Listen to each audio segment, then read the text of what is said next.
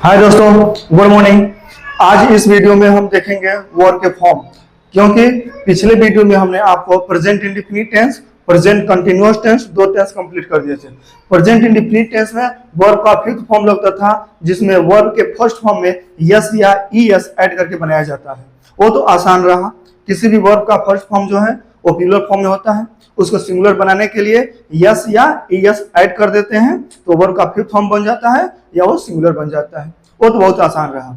इसके बाद मैंने प्रेजेंट कंटीन्यूअस टेंस पढ़ाया, जिसमें वर्ब के फर्स्ट फॉर्म में आईएनजी लास्ट में ऐड कर देते हैं तो वो आपका वर्ब का फोर्थ फॉर्म बन जाता है, जिसको हम कहते हैं वर्ब का फोर्थ फॉर्म। जैसे रीड है तो आईएनजी ऐड कर दिए तो हो गया रीडिंग।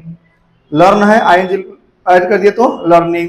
कम है, आईएनजी ऐड कर दिए तो कमिंग। तो हमने प्रेजेंट कंटीन्यूअस टेंस भी कंप्लीट कर दिए। अब आ गया हमारा present perfect tense. Present perfect tense को समझने के लिए आपको वर्ब का थर्ड फॉर्म की जरूरत होगी, और जैसे पास्ट इंडेफिनिट पढ़ेंगे तो वर्ब का सेकेंड फॉर्म की जरूरत होगी।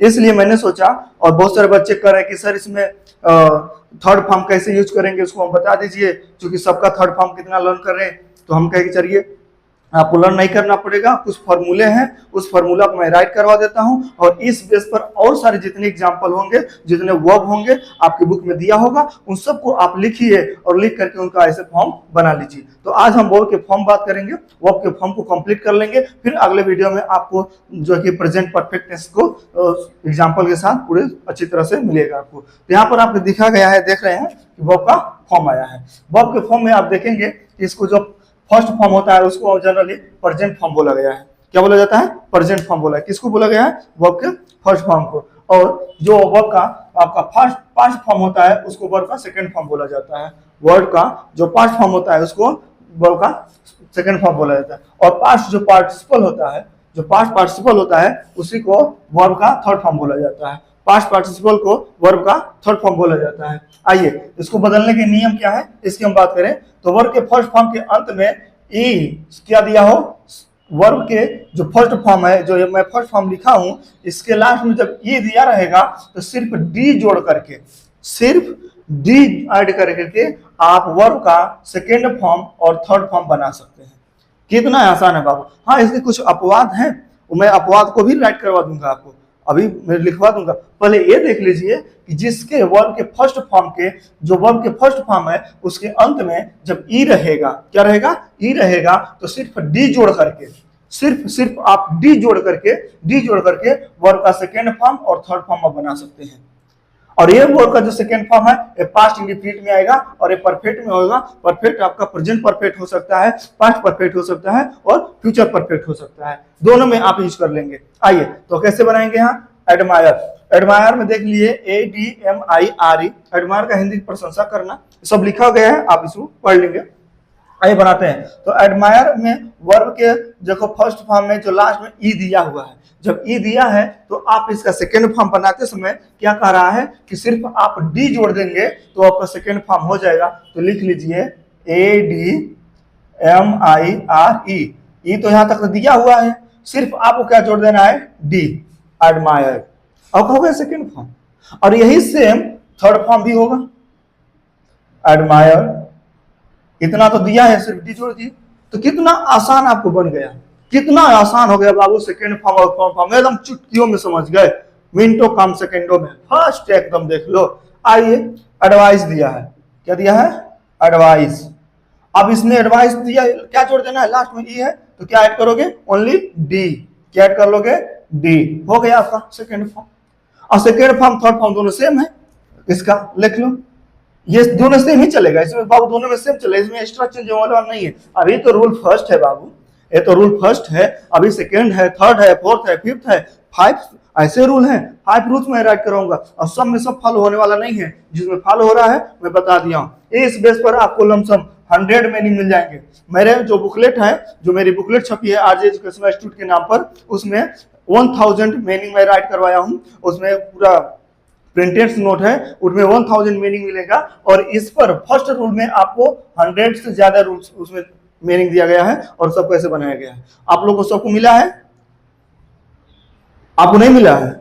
आप इससे ले लेना, आप इसमें बात कर लेना, फिर जमा है ना आपका, तब क्या मुन्ना, आपको तो मिलने जाना चाहिए। आप ही सच बात कर लेना, आप भी ले लेना। जब तक बाबू आपके पास से नहीं होगा, वर्क फ्रॉम आप नहीं देखेंगे, आपको आगे बहुत मुसीबत होगी, बहुत मुसीबत का सामना करना पड़ेगा। मैम से जाकर के बात कर लीजिएगा और उसको ले लीजिएगा। बिल्कुल नहीं हो तो फ्लैट से मंगा लेना, बोल देना मैम फ्लैट से मंगा देंगे, रखा गया है यहाँ पर। आ जाओ। तो आप क्या हो जाएगा, एडवाइस। यहाँ पर क्या मंगा देंगे, एडवाइस्ड।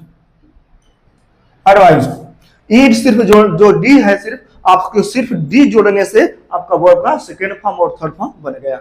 अब मैं आपको होमवर्क दे रहा हूं, सब ऐसे ही आपको सबको बना लेना है। क्या कर लेना है, बना लेना है।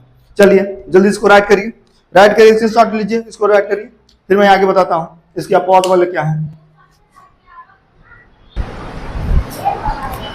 तो देख लिया, मैं राइट कर लिया हूं।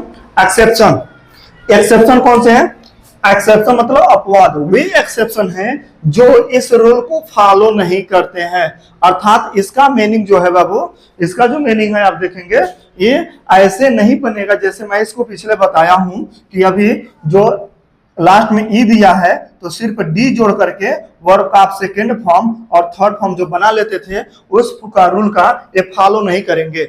मैं कई ऐसे मैं बता रहा हूं कि 4 पब्लिकेशन की जो ग्रामर की बेस्ट बुकें हैं मार्केट में चल रही हैं और जो ऑथेंटिक्स भी हैं, उन लोगों का मुझे मैं पढ़ा हूं, पढ़ करके वहां से मैं निकाला हूं कि सिर्फ इतने ही जो आपके वर्ब के जो फॉर्म है वो इसके रूल को फॉलो नहीं करते हैं। और ब्रांड बुक हैं बाबू, और मेरा पूरा इंग्लिश ही चला है, तो देख रहे हो। तो ये इसको आप लर्न कर लेंगे, इतने को अगर जो आपने लर्न कर लिया तो इसका जो है कि वर्ब का फर्स्ट फॉर्म में जब ई लास्ट में दिया है तो उसमें सिर्फ डी जोड़ करके जो सेकेंड फॉर्म थर्ड फॉर्म बनता है उस रूल का ये इतने फॉलो ये सब नहीं करते हैं। अगर जो आपको इतने पता हो गया तो बाकी सब जितने वर्ड के मीनिंग मिलेंगे आपको उसके फर्स्ट फॉर्म में आप डी जोड़ करके धड़ाके से सेकेंड फॉर्म थर्ड फॉर्म बना लीजिए। सिर्फ ध्यान रखिए कि ये जो दिया गया है मीनिंग, ये जो मीनिंग आप लिखेंगे हैं इस मीनिंग में ये रूल फॉलो नहीं होगा, इसके लास्ट में डी जोड़ करके सेकेंड फॉर्म थर्ड फॉर्म नहीं बनाया जाएगा। ये अपना ध्यान रखिएगा, नहीं तो बहुत बड़ी आप गलती कर देंगे, बहुत मिस्टेक हो जाएगा। क्योंकि आपको देखेंगे इसके भी लास्ट में ई दिया है, यहाँ भी ई दिया है, सब में ई दिया है, और ये सोचिए जब ई दिया है तो बाबू डी जोड़ करके थर्ड फॉर्म फोर्थ फॉर्म बना ले, हम नहीं, गलत हो जाएगा। इसलिए इसमें इस रूल का फॉलो नहीं होता है, ये एक्सेप्शन में है। आइए राइट कर लिए फिर से रूल नंबर 2 राइट करिए आप। Rule number 2